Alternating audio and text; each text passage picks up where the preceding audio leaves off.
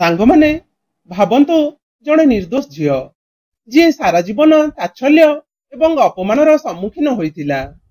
ସେ ଏବେ ଏପରି ଏକ ପୁଅ ସହିତ ବିବାହ କରିବାକୁ ଯାଉଛି ଯାହାକୁ ସାରା ଗାଁ ପାଗଳ ବୋଲି କହୁଥିଲା। କିନ୍ତୁ ସେହି ମୁହୂର୍ତ୍ତରେ ମଣ୍ଡପ ମଝିରେ ଏମିତି ଏକ ସତ୍ୟ ବାହାରକୁ ବାହାରି ଆସିଲା ଯାହା ସମସ୍ତଙ୍କୁ ଆଶ୍ଚର୍ଯ୍ୟ କରିଦେଲା। ଗୋଟେ ଛୋଟ ଗାଁରେ ଯେଉଁଠାରେ ବର୍ଷାର ଟୋପା ତଳେ ପଡ଼ି ଯନ୍ତ୍ରଣାର କାହାଣୀ କହୁଥିଲା, ସୀତା ସେଠାରେ ଏକ ଛୋଟ ହସ୍ପିଟାଲରେ ଜନ୍ମ ହୋଇଥିଲା। କିନ୍ତୁ ସେହି ସମୟରେ ତାଙ୍କ ମାଙ୍କ ନିଶ୍ୱାସ ସବୁଦିନ ପାଇଁ ବନ୍ଦ ହୋଇଗଲା। ନିର୍ଦ୍ଦୋଷକୁ ଆଲିଙ୍ଗନ କରିବା ପରିବର୍ତ୍ତେ ବାପା ରଘୁଆ ତାକୁ ଅଲକ୍ଷଣୀ ହତଭାଗୀ କହି ପ୍ରତ୍ୟାଖ୍ୟାନ କଲା ଏବଂ ସୀତାକୁ ଆରମ୍ଭରୁ ତା ବାପାଙ୍କ ଘୃଣାର ସମ୍ମୁଖୀନ ହେବାକୁ ପଡ଼ିଲା। ଗାଁରେ ଫୁସ୍ଫୁସ୍ ଚାଲିଲା, ଝିଅଟି ତା ମାକୁ ଖାଇ ଦେଇଥିଲା। ପିଲାଦିନରୁ ସୀତା ତା ମାର ମମତା ପାଇନଥିଲା, ଆଉ ତାର ସାବତ ମା କାଞ୍ଚନ ତାକୁ ସବୁବେଳେ ବହୁତ ହଇରାଣ ହରକତ କରୁଥିଲା। 5 ବର୍ଷର ନିର୍ଦ୍ଦୋଷ ଝିଅଟି ସବୁବେଳେ ହାତରେ ଝାଡୁ ଧରିଥିଲା ଏବଂ ଛୋଟ ଛୋଟ ଭୁଲ ପାଇଁ ମଧ୍ୟ କେତେ କଣ ଶୁଣୁଥିଲା। ଦୁର୍ଭାଗ୍ୟବଶତଃ ତୁ ସମସ୍ତଙ୍କ ଦୁଃଖର କାରଣ। ସାବତ ଭାଇ ଭଉଣୀ ହୋଇଥିବାରୁ ରବି ଏବଂ ଲିଜା ଖେଳଣା, ବହି, ସ୍କୁଲ ସବୁକିଛି ପାଇଥିଲେ। କିନ୍ତୁ ସୀତାକୁ କେବଳ ବାସନକୁସନ ଧୋଇବା ଏବଂ ଲୁହ ପୋଛିବାର ଅଧିକାର ମିଳିଥିଲା। ପିଲାଦିନରୁ ତାକୁ ବୋଝ ଭଳି ଲାଳନ ପାଳନ କରାଯାଉଥିଲା। ଏହି ଅନ୍ଧାରରେ ବି ଏକ ଆଲୋକ ଥିଲା। ପଡ଼ୋଶୀରେ ରହୁଥିବା ତାର ବାଲ୍ୟବନ୍ଧୁ ପ୍ରତୀକ ସୀତାର ପ୍ରତ୍ୟେକ ନୀରବତାକୁ ବୁଝିପାରୁଥିଲା।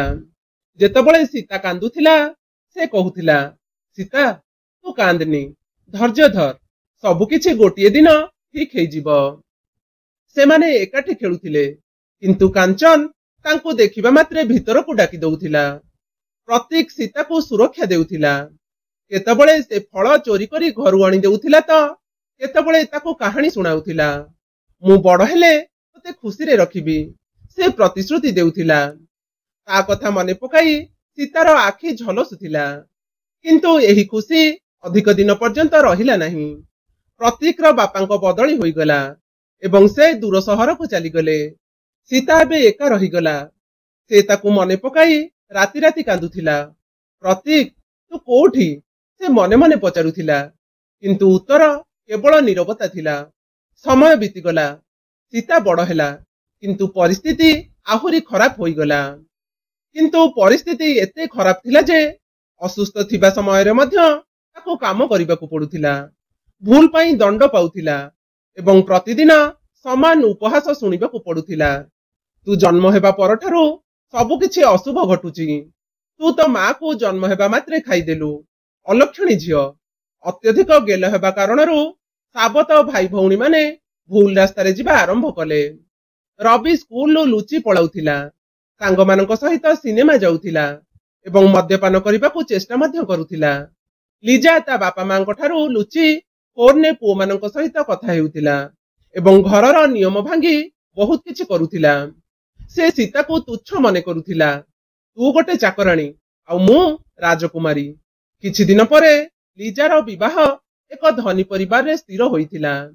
ଏବେ ଗାଁ ଲୋକ କହିଲେ ବଡ଼ ଝିଅ ସୀତାକୁ ପ୍ରଥମେ ବିବାହ କରିବା ଉଚିତ ଥିଲା। ଏହା ଶୁଣି କାଞ୍ଚନ ବିରକ୍ତ ହୋଇ ସୀତାକୁ ଗାଳିଦେଲା, ତୁ ଅଲକ୍ଷଣୀ, ହତଭାଗୀ, ତୋ ପାଇଁ ସବୁ ଅଶୁଭ। ତୁ ନଥିଲେ ଆଜି ଆମେ ବହୁତ ଭଲରେ ଥାନ୍ତୁ। ସୀତାର ହୃଦୟ ଭାଙ୍ଗି ଯାଉଥିଲା, କିନ୍ତୁ ସେ ସବୁକିଛି ସହି ଚାଲିଲା। ତାପରେ ଟଙ୍କା ଲୋଭ ଏବଂ ସୀତା ପାଇଁ ଏକ ନୂତନ ବିପଦ ଦ୍ୱାର ବାଡ଼େଇଲା। ଗୋଟିଏ ଦିନ ଜଣେ ଅଜଣା ଲୋକ ମଧ୍ୟ ଘରକୁ ଆସି ରଘୁଆ ଏବଂ କାଞ୍ଚନକୁ କହିଲା ଯେ ମୋ ପୁଅ ମାନସିକ ଭାବରେ ଦୁର୍ବଳ। ଯଦି ତୁମେ ତୁମ ଝିଅ ସୀତାକୁ ତା ସହିତ ବିବାହ କରିଦେବ ତାହେଲେ ମୁଁ ଭଲ ଯୌତୁକ ଦେବି। ଲୋଭରେ ଅନ୍ଧ ହୋଇ ରଘୁଆ ଏବଂ କାଞ୍ଚନର ଆଖି ମେଲା ହୋଇଗଲା ଏବଂ ସେମାନେ ସୀତାକୁ ନ ପଚାରି ରାଜି ହୋଇଗଲେ।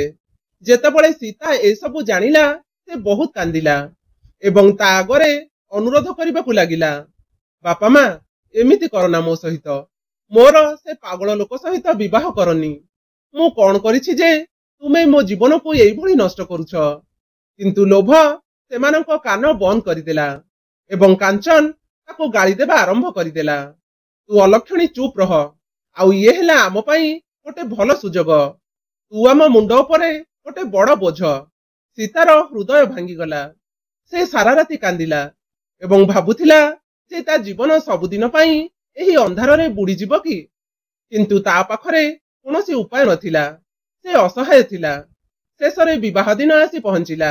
ଗାଁର ରାସ୍ତାରେ ଢୋଲ ବାଜା ଏବଂ ସଙ୍ଗୀତ ପ୍ରତିଧ୍ୱନିତ ହେଉଥିଲା। ସବୁଠି ରଙ୍ଗୀନ ଲାଇଟ୍ ଜଳୁଥିଲା। କିନ୍ତୁ ସୀତାର ହୃଦୟ ଭିତରୁ ଅନ୍ଧାରରେ ବୁଡ଼ି ରହିଥିଲା। ଲାଲ ଶାଢ଼ୀ ପିନ୍ଧିଥିବା ତା ଆଖି ଲାଲ ଥିଲା, ଯେମିତି ସେ ସାରା ରାତି କାନ୍ଦୁଥିଲା। ତା ହାତର ମେହେନ୍ଦିରେ ରଙ୍ଗ କରାଯାଇଥିଲା, କିନ୍ତୁ ସେଥିରେ କୌଣସି ଖୁସି ନଥିଲା। ଅସହାୟତାର ରେଖା ସ୍ପଷ୍ଟ ଭାବରେ ଦୃଶ୍ୟମାନ ହେଉଥିଲା। ମଣ୍ଡପରେ ବସି ବରର କାର୍ଯ୍ୟ ସମସ୍ତଙ୍କୁ ଆଶ୍ଚର୍ଯ୍ୟ କରୁଥିଲା। କେତେବେଳେ ସେ କୌଣସି କାରଣ ବିନା ଜୋରରେ ହସୁଥିଲା ତ କେତେବେଳେ ପିଲାମାନଙ୍କ ପରି ତାଳି ବଜାଉଥିଲା। କେତେବେଳେ ସେ ଉଠି ଗୋଲ ଘୁରୁଥିଲା ତ କେତେବେଳେ ହଠାତ୍ ଭୂମିରେ ବସି କାଦୁଅ ସହିତ ଖେଳିବାକୁ ଲାଗିଲା। ଗାଁ ଲୋକ ଫୁସଫୁସ କରିବାକୁ ଲାଗିଲେ, ଆହା, ଏହି ବ୍ୟକ୍ତି ପ୍ରକୃତରେ ପାଗଳ। ଆହା, ଆମ ସୀତାର କି ଭାଗ୍ୟ! ବାପ ଟଙ୍କା ଲୋଭରେ ତା ଝିଅର ଜୀବନକୁ ନଷ୍ଟ କରିଦେଲା। ଏହି ଶବ୍ଦ ଗୁଡ଼ିକ ସୀତାର କାନକୁ ତୀର ପରି ଲାଗୁଥିଲା। ପ୍ରତି ମୁହୂର୍ତ୍ତରେ ତା ହୃଦୟ ଫାଟି ଫାଟି ଯାଉଥିଲା। ତା ଆଖିରୁ ଲୁହ ବହି ଯାଉଥିଲା। ସେ ସାମ୍ନାରେ ବସିଥିବା ପୁଅଟିକୁ ଚାହିଁ ଭିତରୁ ଚିତ୍କାର କଲା, ଇଏ କଣ ମୋର ଭାଗ୍ୟ? ମୋର ସାରା ଜୀବନ ଏହି ପାଗଳାମୀରେ ବନ୍ଧା ହେବ? ମୋତେ କଣ ସତରେ ସାରା ଜୀବନ ଏହି ଅପମାନ ଏବଂ ଅପମାନରେ ବଞ୍ଚିବାକୁ ପଡ଼ିବ? ପଣ୍ଡିତ ମନ୍ତ୍ର ପାଠ କରୁଥିଲେ। ନିଆଁ ଜଳି ଚାଲିଥିଲା ଏବଂ କିଛି ସମୟ ମଧ୍ୟରେ ଘେରା ଆରମ୍ଭ ହେବାକୁ ଯାଉଥିଲା। ସୀତା ଥରୁଥିବା ହାତରେ ତା ଶାଢ଼ୀର କାନି ଧରିଲା। ସେ ଆଖି ବନ୍ଦ କରି ଭାବିଲା, ମୁଁ ଭାବୁଛି ମୋ ମା ଆଜି ଏଇଠି ଥାନ୍ତା କି? ମୋତେ କେହି ଏହି ବିପଦରୁ ଉଦ୍ଧାର କରନ୍ତେ କି? ଆଉ ତାପରେ ସବୁକିଛି ବନ୍ଦ ହୋଇଗଲା। ମଣ୍ଡପ ମଝିରେ ବସିଥିବା ବରର ମୁହଁ ହଠାତ୍ ବଦଳିଗଲା। ଏପର୍ଯ୍ୟନ୍ତ ତା ଆଖି ଯାହା ଅଚେତ ଏବଂ ଖାଲି ଦେଖାଯାଉଥିଲା, ଏବେ କେବଳ ତାଙ୍କର ଗଭୀର ଏବଂ ଗମ୍ଭୀର ଓଠ ହଲାଇବା ବନ୍ଦ ହୋଇଗଲା। ସମଗ୍ର ଶରୀର ସିଧା ହୋଇଗଲା। ଗାଁ ଲୋକଙ୍କ ଫୁସଫୁସ ଶବ୍ଦ ବନ୍ଦ ହୋଇଗଲା। ପଣ୍ଡିତଙ୍କ ସ୍ୱର ବନ୍ଦ ହୋଇଗଲା ଏବଂ ସମସ୍ତଙ୍କ ନଜର ତାଙ୍କ ଉପରେ ସ୍ଥିର ହୋଇଗଲା। ସେ ହଠାତ୍ ଉଚ୍ଚ ସ୍ୱରରେ କହିଲେ, କି ଏବେ ଆଉ ନାଟକ ନୁହେଁ, ସତ୍ୟ ଜାଣିବାର ସମୟ ଆସିଛି। ସମଗ୍ର ମଣ୍ଡପ ସ୍ତବ୍ଧ ହୋଇଗଲା। ସୀତାର ହୃଦୟ ଦ୍ରୁତ ଗତିରେ ଦୌଡ଼ିବାକୁ ଲାଗିଲା ଏବଂ ସେ ଆଶ୍ଚର୍ଯ୍ୟ ହୋଇ ବରକୁ ଚାହିଁଲା, କାରଣ ସେହି ସ୍ୱରରେ ଏକ ଅଦ୍ଭୁତ ଦୃଢ଼ ନିଷ୍ପତ୍ତି ଥିଲା। ଏକ ପରିଚୟ ଲୁଚି ଯାଇଥିଲା। ବର ଧୀରେ ଧୀରେ ତାଙ୍କ ପଗଡ଼ି କାଢ଼ିବାକୁ ଲାଗିଲେ।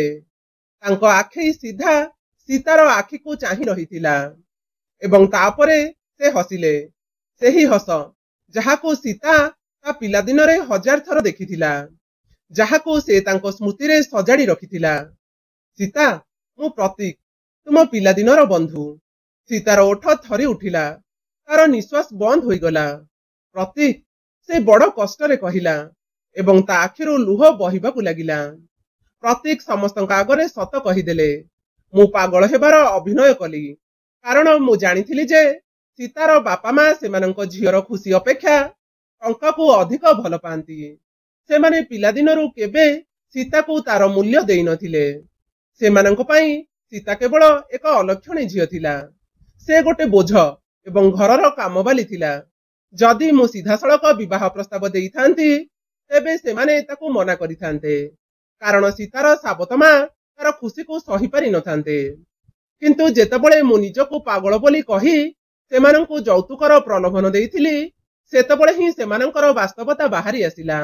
ମୁଁ ଏଠାରେ ପାଗଳ ପରି ବ୍ୟବହାର କରିଥିଲି, ତଥାପି ସେମାନଙ୍କ ପାଇଁ ଏହା କୌଣସି ମୂଲ୍ୟ ରଖିନଥିଲା, କାରଣ ସେମାନେ ତାଙ୍କ ଝିଅର ସ୍ୱପ୍ନକୁ ଭାଙ୍ଗିରୁଜି ଚୂନା କରିବା ପରେ ମଧ୍ୟ ଟଙ୍କା ପଛରେ ଦୌଡ଼ିବାକୁ ପ୍ରସ୍ତୁତ ଥିଲେ। ସେମାନେ କେବଳ ଟଙ୍କା ଚାହାନ୍ତି।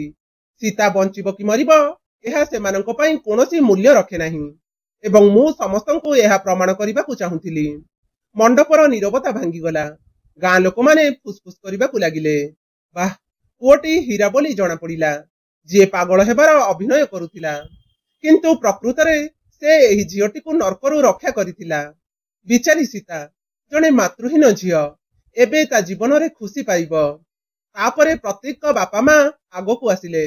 ସେମାନେ ସୀତାକୁ କୁଣ୍ଢେଇ ପକାଇ କହିଲେ, ଝିଅ, ଆମେ ସବୁ ଜାଣିଛୁ ତୁମେ ପିଲାଦିନରୁ କଣ କଷ୍ଟ ପାଇଛ, କିନ୍ତୁ ଏବେ ଆମ ଘରେ କେବଳ ଭଲ ପାଇବା, ସମ୍ମାନ, ଟଙ୍କା ନୁହେଁ, ତୁମର ଖୁସି ଗୁରୁତ୍ୱପୂର୍ଣ୍ଣ ହେବ। ରଘୁଆ ଏବଂ କାଞ୍ଚନ ସ୍ତବ୍ଧ ହୋଇଗଲେ। ସେମାନେ କିଛି କହିପାରିଲେ ନାହିଁ। ଲୋଭ ସେମାନଙ୍କୁ ଚୁପ୍ କରିଦେଲା। ପ୍ରତୀକ ଆହୁରି କହିଲେ। ତାଙ୍କ ସ୍ୱର ଥରି ଉଠୁଥିଲା, କିନ୍ତୁ ଏଥିରେ ସତ୍ୟର ଏକ ଆଭାସ ଥିଲା। ଏକ ପ୍ରତିଧ୍ୱନି ଶୁଣାଗଲା। ସୀତା, ମୁଁ ଆମ ପିଲାଦିନେ ତୁମକୁ ପ୍ରତିଶ୍ରୁତି ଦେଇଥିଲି ଯେ ଦିନେ ମୁଁ ତୁମକୁ ଏହି ଅନ୍ଧାରରୁ ବାହାର କରିବି। ଆଜି ମୁଁ ସେହି ପ୍ରତିଶ୍ରୁତି ପୂରଣ କରିବାକୁ ଆସିଛି। ଏବେ କେହି ତୁମକୁ ବାଧ୍ୟ କରିବେ ନାହିଁ।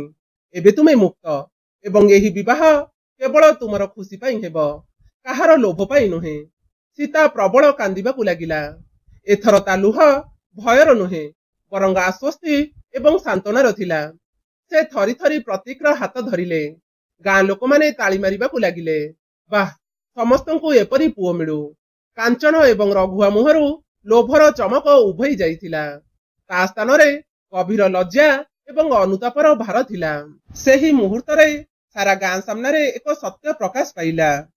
ଟଙ୍କାଲୋଭ ସବୁବେଳେ ସମ୍ପର୍କ ଭାଙ୍ଗିଦିଏ, କିନ୍ତୁ ପ୍ରକୃତ ପ୍ରେମ ଏବଂ ସାହସ ଜଣେ ବ୍ୟକ୍ତିକୁ ଅନ୍ଧାରରୁ ଆଲୋକକୁ ଆଣିଥାଏ। ବିବାହ ସମ୍ପନ୍ନ ହୋଇଥିଲା, କିନ୍ତୁ ଏଥର ସୀତାର ସମ୍ମତିରେ। ସେ ପ୍ରତୀକ ସହିତ ତାଙ୍କ ନୂତନ ଘରକୁ ଗଲେ, ଯେଉଁଠାରେ ସେ ଭଲ ପାଇବା, ସମ୍ମାନ ଏବଂ ସ୍ନେହ ପାଇଲେ। ସୀତାର ବିବାହ ପରେ ରଘୁଆ ଏବଂ କାଞ୍ଚନଙ୍କ ଘରର ଅବସ୍ଥା ଖରାପ ହେବାକୁ ଲାଗିଲା। ରବିର ଅବସ୍ଥା ଆହୁରି ଖରାପ ହୋଇଗଲା, ଏବଂ ଗୋଟିଏ ଦିନ ସେ ଚୋରି ଅଭିଯୋଗରେ ଜେଲ୍ ଗଲା। ଲିଜାର ଧନୀ ଶ୍ୱଶୁର ଘର ଭାଙ୍ଗିଗଲା ଏବଂ ତାର ଛାଡ଼ପତ୍ର ହୋଇଗଲା। ରଘୁଆ ଏବଂ କାଞ୍ଚନ ଏବେ ସୀତାକୁ ମନେ ପକାଇ ଅନୁତାପ କରୁଥିଲେ। ସେମାନେ କଣ କରିଥିଲେ ତା ସହିତ, କିନ୍ତୁ ସୀତା ସେମାନଙ୍କୁ କ୍ଷମା କରିଦେଲା। ତଥାପି ସେ ଏବେ ସେମାନଙ୍କ ଠାରୁ ଦୂରତା ବଜାୟ ରଖିଲା। ସାଙ୍ଗମାନେ, ସୀତାର କାହାଣୀ ଆମକୁ ଶିଖାଏ ଯେ ଧୈର୍ଯ୍ୟ, ସତ୍ୟ ଏବଂ ସଂଘର୍ଷ ସହିତ ଯେକୌଣସି ବ୍ୟକ୍ତି ଅନ୍ଧାରରୁ ବାହାରକୁ ଆସିପାରିବ। ଲୋଭ ଏବଂ ନିଷ୍ଠୁରତା ସର୍ବଦା ଅନୁତାପରେ ଶେଷ ହୁଏ। ଯେତେବେଳେ ପ୍ରେମ ଏବଂ ସହାନୁଭୂତି ଯେକୌଣସି ଜୀବନକୁ ଆଲୋକରେ ପୂର୍ଣ୍ଣ କରିପାରେ। ସୀତା ତା ଯନ୍ତ୍ରଣାକୁ ଏକ ଶକ୍ତି କରିଥିଲା ଏବଂ ଏକ ନୂତନ ଆରମ୍ଭ କରିଥିଲା। ଏବଂ ତା କାହାଣୀ ପ୍ରତ୍ୟେକ ବ୍ୟକ୍ତିଙ୍କ ପାଇଁ ଏକ ପ୍ରେରଣା, ଯିଏ କଷ୍ଟରେ ମଧ୍ୟ ହାର ମାନିନଥାଏ। ଯଦି ଆପଣଙ୍କୁ ଏହି କାହାଣୀ ପସନ୍ଦ ଆସିଛି, ତେବେ ଭିଡିଓକୁ ଲାଇକ୍ କରନ୍ତୁ ଏବଂ ଆମ ଚ୍ୟାନେଲକୁ ସବସ୍କ୍ରାଇବ କରିବାକୁ ଭୁଲନ୍ତୁ ନାହିଁ। ପରବର୍ତ୍ତୀ ଭିଡିଓରେ ଏକ ହୃଦୟସ୍ପର୍ଶୀ କାହାଣୀ ସହିତ ଦେଖାହେବ। ଧନ୍ୟବାଦ। ଜୟ ଜଗନ୍ନାଥ।